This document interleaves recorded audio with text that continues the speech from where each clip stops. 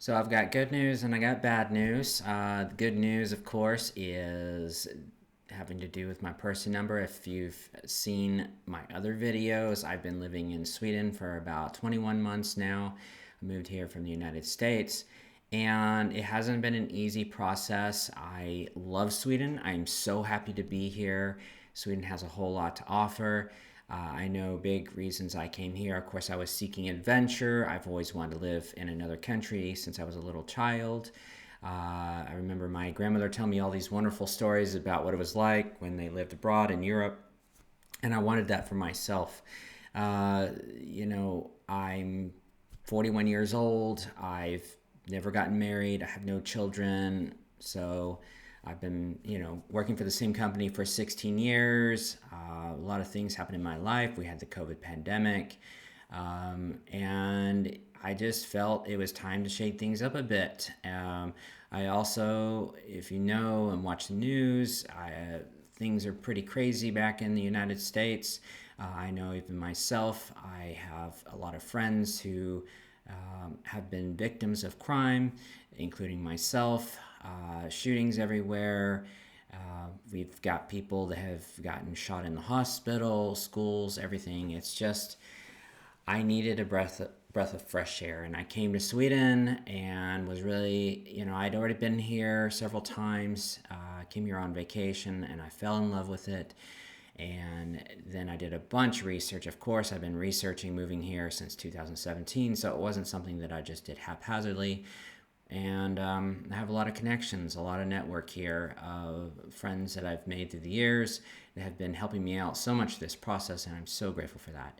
But that being said, no matter how much you prepare for a move like moving to Sweden from another country, if you're coming here and you have no ties like myself, I had no family here, I'm not in a relationship with anyone here in Sweden, and I did not have like a job offer coming over here. Work in the medical field. I'm a registered nurse, and so you got to speak Swedish. You got to get your license before you can get any job offers as a registered nurse here in Sweden. So I try to do everything the right way. I came here on a student visa, which also allows you to work while you're in school. That was good for 11 months because my program was 11 months. I did a crash course in Swedish, learned Swedish. I speak it. My colleagues, I don't think I'm fluent, but I have a lot of coworkers say, "Nay, and you're fluent." So I have a long ways to go with the language, but I get by. I speak more Swedish now than I do English. Mostly speak English with my friends back home in the United States when I talk to them, and of course here on videos like this here on YouTube. But no, I've tried as much as I can to adapt to the Swedish way of life. I've invested a lot of time, money, and energy coming here, trying to do everything the right way. I've even passed my nursing examination, which was not an easy feat. I've tried to be making sure I'm reading up on everything on the immigration website, the agency that handles that, Migration Verket.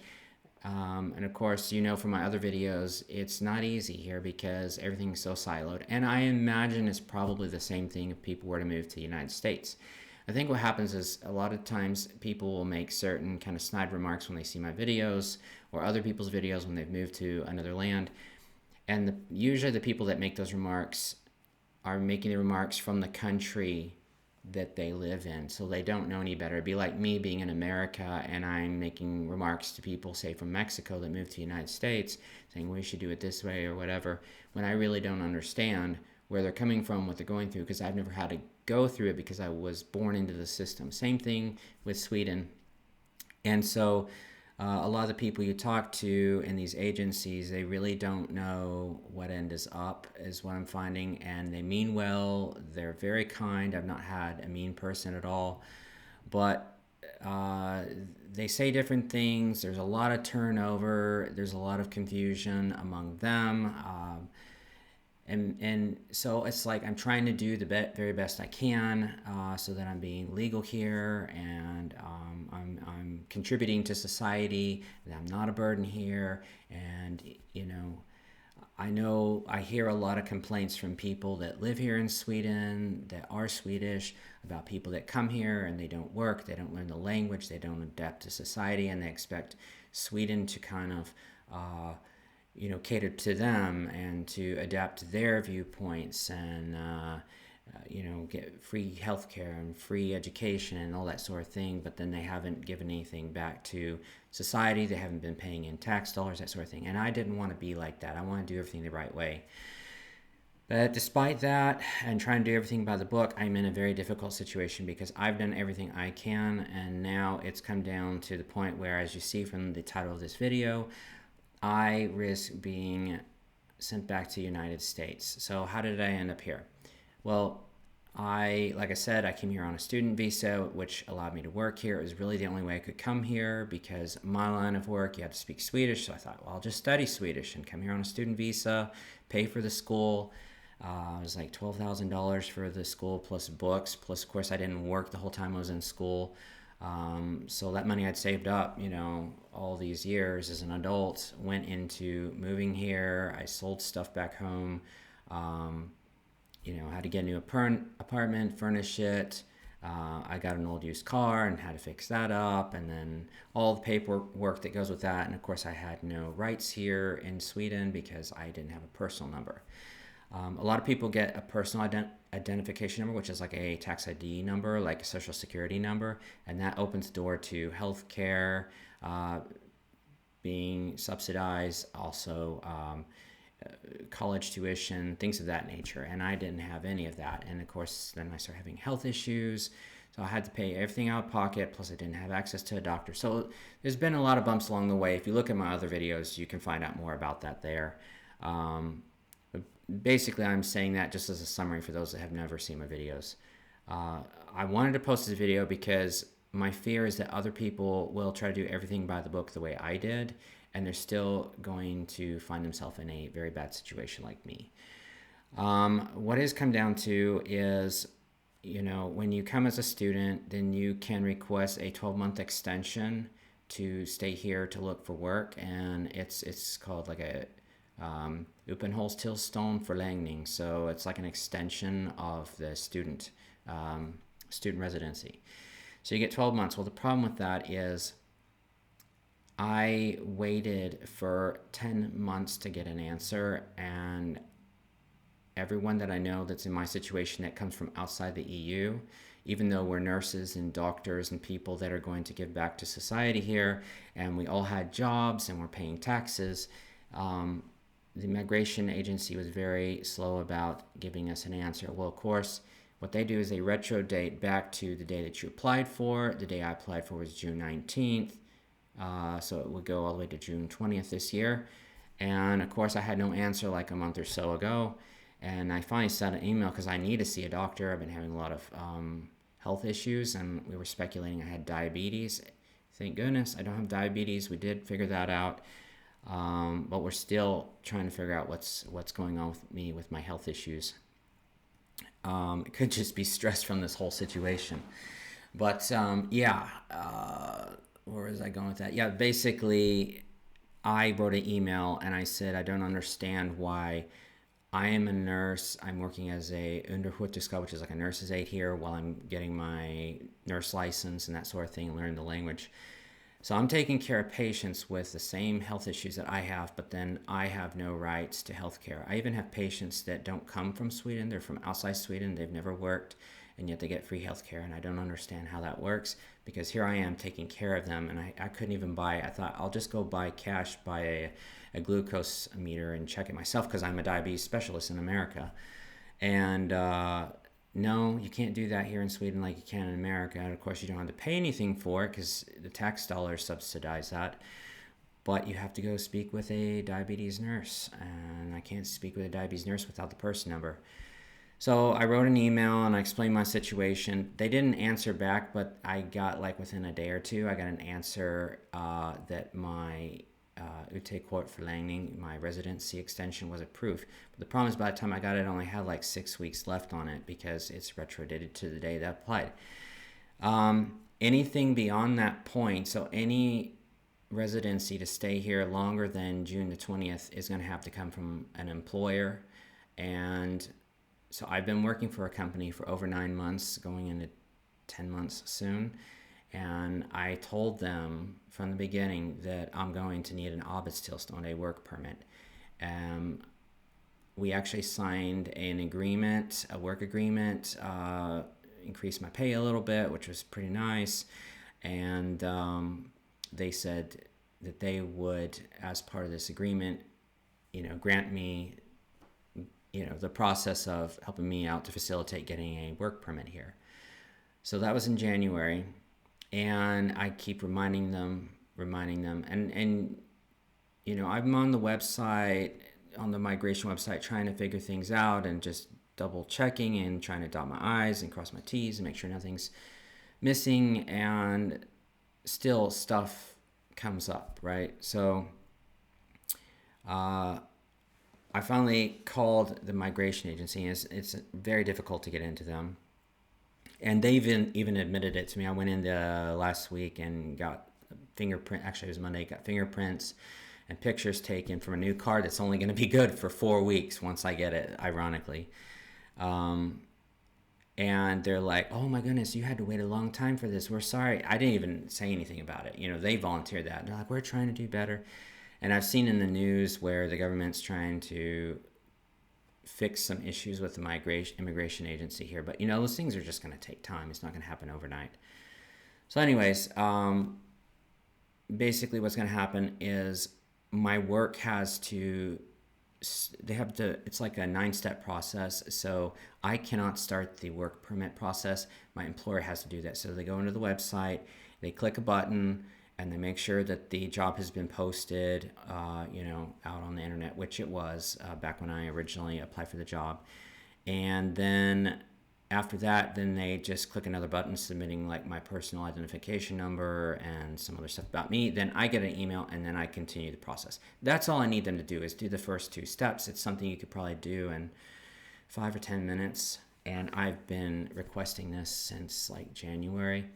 I have email that I saw again that I sent. I double checked. I'd sent an email to my employer.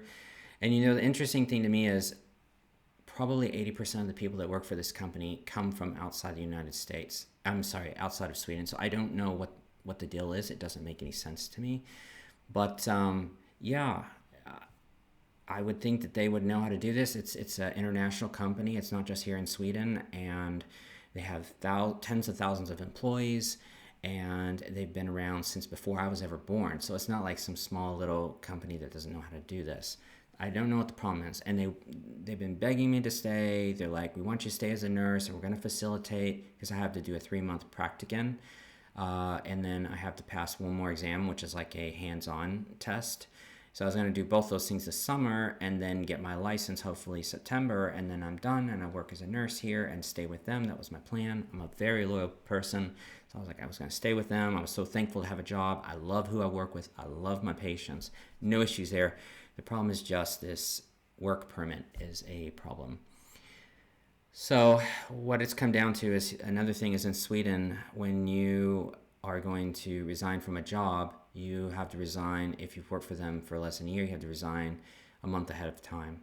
Otherwise, you'll get penalized, and you won't get all your money that you've accrued and your vacation time that you've accrued. They won't cash it out. You'll get penalized, and I don't want that to happen. So the last day that I can terminate my employment is tomorrow, Friday, because it's the 19th, and then basically I cannot work after the 20th of next month. So I've got like 4 weeks, and I've talked to them again about this Wednesday. Of course, today is a holiday, so stuff's closed. I don't know what I'm going to do. I'm just kind of stuck. I've been having a lot of anxiety. I'm just trying to get my mind off of it. Of course, I wanted to do this video, so it's kind of making me a little anxious talking about it. This is not my normal style video, but I do feel it's important to get out there.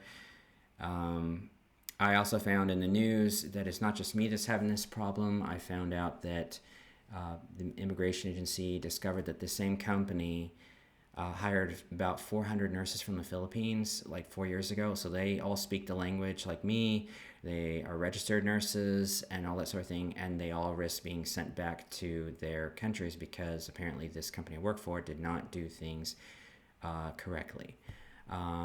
This is hard for me. My line of work is nursing. I'm not a legal person. I'm trying to do the best I can, but I can only imagine a person coming here who maybe they have some sort of learning deficit, or they have some sort of, yeah, difficulty. Like they're just, I don't know how else to say it, but maybe not real well educated, and they're trying to navigate this process, and it's not their native language. And I just really feel for people. It's interesting being on the other side of things, because I come from the United States, and there's so much about Mexico and immigration and all this kind of thing and closing the border. It's interesting because now I'm on the other side of it. I am the immigrant who is risking being deported, having to go back home. And if I go back home, it's not just a simple thing as just go back home and come back. It's actually much more difficult to apply for jobs because I haven't got my license yet. And in order to get my license, there's other things I have to do here in the country. I can't do them outside. Like I have to do my 3-month practicum, and I have to, pass that hands-on exam. Uh, if it was after then it'd be fine. I can go back and then just start applying for jobs and wait, and then they apply to an employer. But it takes a whole lot longer to get the work permit to come back into the country than if you do it from here while you already have one going. So what they want is they want you to apply for your work permit while you have your other permit going on, so that they overlap a little bit. So I have to resign my job Friday. That's where I'm at. I have an American passport, so I'm going to call the immigration agency and see if I'm allowed to stay in Sweden for 3 months after my residency runs out on June the 20th. Because it's usually good for 3 months every year here in Sweden, so maybe we can just start the clock then. And I stay here 3 months. I just can't work, but I don't know what that's going to look like for, like, can I pass my practicum exam? Can I do my 3-month tjänstgöring? It's like a 3 months kind of an internship sort of thing, and then just go back to America, pay my fee, and get my nursing license, and then apply for jobs. I really don't know. I don't think, I want to think positively, but I've been asking for this since January. This has been several months and nothing has happened. So I'm trying to be realistic here about my situation. So that's where I'm at now. I may have to go back to America, and I don't know what's going to happen after that. It's going to be very hard to apply for a job from the United States. If you have got any tips for me, let me know. Like I said, this is not a complaining video. This is for general educational purposes. And my fear is that someone else may go through the same thing that I'm going through. And so I would just say, the big thing from all this, if I could sum it all up, is if you're coming to Sweden and you tick all the boxes, still be very, very careful when it comes to employment, because you may get with a employer that doesn't do their part, and then you risk being sent back even though you checked all the boxes. So here we are. Well, it's gonna say, I mean, it is what it is. So anyway, that's the update. I was gonna do another video on, the whole reverse culture shock of going back to the United States a few months ago to see my family and all that sort of thing. But as you can tell, I'm kind of in a bad situation right now, so I'm trying to take care of that. Plus, I'm working full time. I have to take care of my patients and all that sort of thing. So yeah, here we are. Feel free to subscribe if you want to see more of my journey here. And I try to reply to all the comments, so feel free to leave comments down below. And hopefully my next video will be more positive. So thank you so much for your support. I've made some amazing friends here through this platform on YouTube. So thank you all for your support and continued listening to my videos, that sort of thing. So you'll have a good rest of your day, and you'll take care. Thanks. Bye.